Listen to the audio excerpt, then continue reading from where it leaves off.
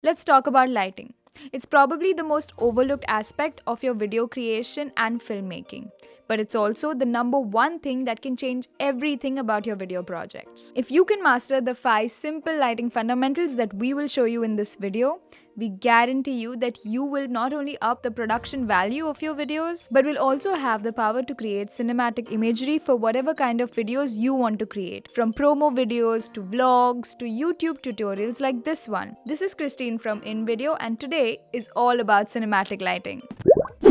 Step 1 is to use soft lighting from diffuse light sources instead of harsh light sources. This is one of the most fundamental steps to create a cinematic look, and also it can create the biggest impact in terms of how your shots look like. For instance, check out how this shot looks like with a harsh 1-point light source versus a diffuse light source. As you can clearly see, the shot with the direct light seems very artificial and causes harsh shadows. Now, there are few ways to achieve soft lighting without having to spend hundreds of dollars on expensive lights. You can add a layer of diffusion with the help of something as simple as a diffusion paper that you will easily get on Amazon. Of course, another popular way of diffusing light is by using a soft box. They can go on top of LED lights or flashlights and will be available in different shapes and sizes. But if you're shooting in a closed room for a YouTube video or a product video, a softbox between 18 inches to 32 inches should be just enough, and you can buy one for as low as $40.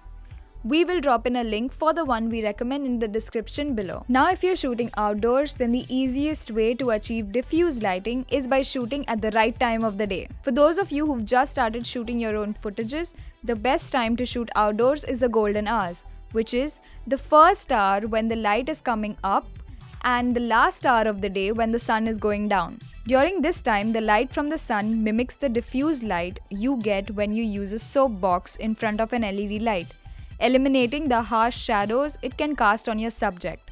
On the other hand, if you shoot during the day, the sun will act very similar to a hard direct source of light coming from above your subject, leading to hard shadows on your subject. For instance, check out these 3 shots that were taken at 6 am, 12 pm and 6 pm.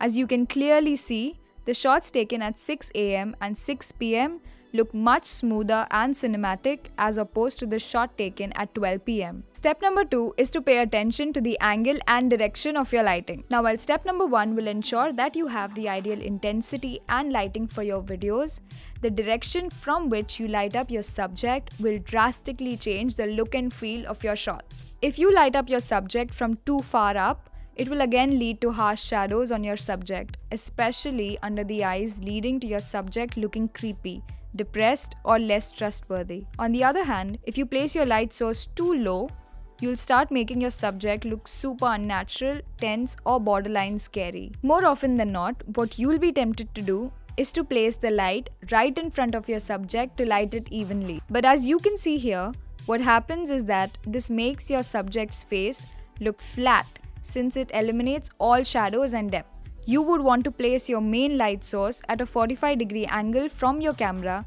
so that it eliminates shadows on one side but still retains the drop shadow on one side of the frame. So if you're just starting to shoot your footage, remember, the direction of the light is as important as the quality or intensity of the light, if not more. Step number 3 is to make sure you light your background. This is probably the second most overlooked step after angle of lighting, since most people will light up the subject, leaving the background entirely dark, especially if you're shooting indoors. What this does is, it highlights the artificial nature of these lights and makes the video look even more staged. Now, this is not just important for interviews or tutorials, but is also important for B-rolls and vlogs. If you'd go back and watch any of your favorite YouTubers, you'd see that their backgrounds will always be lit properly to make the video look natural.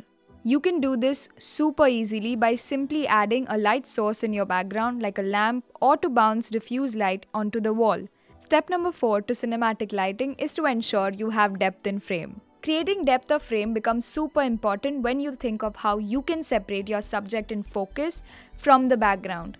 Now, one way to shoot this is by a low aperture lens. Now, as you've guessed, it's not something doable if you're shooting from your phone. Now, the simplest way to do this is by reducing the amount of light that you use for your background and making it darker as compared to the amount of light on your subject. Another way of doing this is by using a light source with a complementary color to separate your subject from the background. For example, if you're using a slightly warm light as your key light, lighting your background with more warm light will not help you differentiate your subject.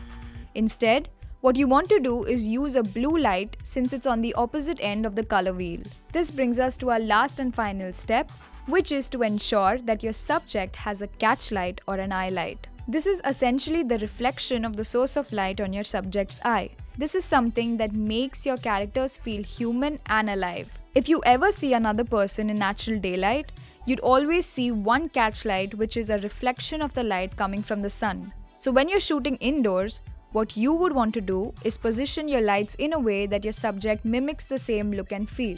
And that was a roundup of 5 key steps that you can take today to achieve cinematic lighting and make your videos look like $1,000,000. Which one of these tips was your favorite? Let us know in the comments below, and don't forget to check out this next video where we talk about 5 video lighting tips that every beginner should use when they're creating their videos. This is Christine from InVideo, and I'll see you in the next one.